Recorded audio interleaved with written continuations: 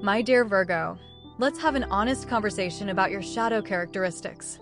Not to diminish you, not to reduce everything you've built with your precision and your care, but because self-awareness is the most powerful tool you own, and you of all signs know how to use a good tool. Every sign carries patterns that hold them back. Yours just happen to be particularly well disguised because they often look like virtues. That's what makes them worth examining. So let's do this the Virgo way. Clearly, honestly, and without flinching. The first weakness we need to talk about is your relentless self-criticism. Virgo is ruled by Mercury, the planet of the mind and communication. Your brain is always running. It processes, evaluates, and filters. That's a gift, but the same mental machinery that makes you excellent at problem-solving also turns inward. And when it does, it becomes a judge. Not just a gentle critic. A harsh, exacting, never fully satisfied judge. You notice what's wrong before you notice what's right.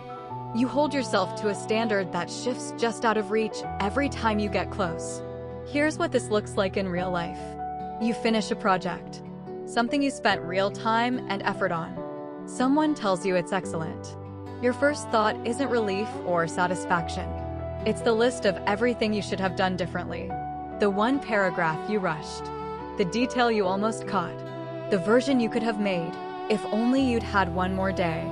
That mental replay doesn't help you improve. It just exhausts you. This is what you can do.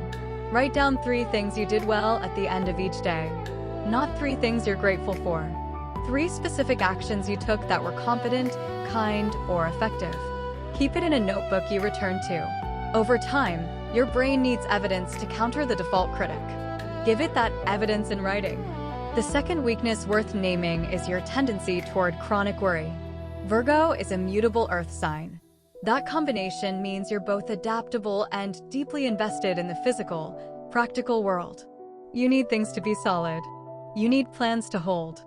But life doesn't always cooperate, and your mutable nature means you're constantly scanning for what might shift, break, or go wrong. The result is a near-constant low hum of anxiety that you've probably learned to call planning. You lie awake running through scenarios. Not because something bad has happened, but because something bad could. You prepare for conversations that never take place. You rehearse problems that never arrive. And meanwhile, the actual present moment slips by while you're busy managing a future that exists only in your head. Here is the shift. When you notice yourself spiraling into hypothetical territory, write the worry down on paper. Not to process it, just to contain it. Then draw a line down the page and write what action, if any, you can take about it right now. If there's no action available, the worry goes in a box labeled "Not mine to solve yet." This is a physical practice, not a mental one. Paper takes the thought out of your head and puts it somewhere with edges. The third weakness is your difficulty delegating. Virgo's earthy, detail-oriented nature means you have a precise internal vision of how things should be done. You've probably developed systems over time. Systems that work because you built them. When you hand a task to someone else, you can already see the 17 ways they might do it differently. And differently, to a Virgo, often reads as incorrectly. So you either take the task back, redo it quietly, or simply never pass it off in the first place. You become a bottleneck. You carry more than your share. And then you wonder why you're overwhelmed. The real-life version of this is familiar. You're planning something, maybe an event, a project, a household task. Someone volunteers to help. You accept, and then spend more time checking, correcting, and managing their contribution than it would have taken to just do it yourself. So next time, you don't ask. And the load grows heavier without you quite noticing how it got that way. This is how you can counter it. Choose one repeating task in your life that you've been doing alone. Assign it to someone else for 4 consecutive attempts. Do not check in after each one. Review only at the end of the 4. Let the result be imperfect. The goal isn't a perfect outcome. The goal is training yourself to tolerate outcomes that are good enough, because good enough, consistently delivered by others, will always outperform perfect, delivered only by you, at cost to your health and time. The fourth weakness is the one people around you feel most clearly, even if they struggle to name it. It's your critical eye toward others. Virgo's analytical lens doesn't stay pointed inward. It notices flaws everywhere. In the way someone worded an email. In a decision a colleague made that you could see was inefficient. In how a friend handled a situation that you would have handled better. You often don't say these things aloud, but sometimes you do. And even when you don't, people can feel the assessment in your pauses, your expressions, and the small corrections you offer uninvited. The moment that will sound familiar is this. Someone tells you about a choice they made. Maybe a financial one or a relationship one. You listen, but your face shifts slightly. Or you ask a question that has a point behind it. Or you offer one small practical note, just one, that lands like a critique even though you meant it as help. The other person leaves the conversation feeling measured and found lacking. You leave wondering why people seem guarded around you. This is what you can do. Before you offer any observation, ask yourself one question out loud, or in writing if needed. Did they ask for my assessment? If the answer is no, hold it. Not forever, but for that conversation.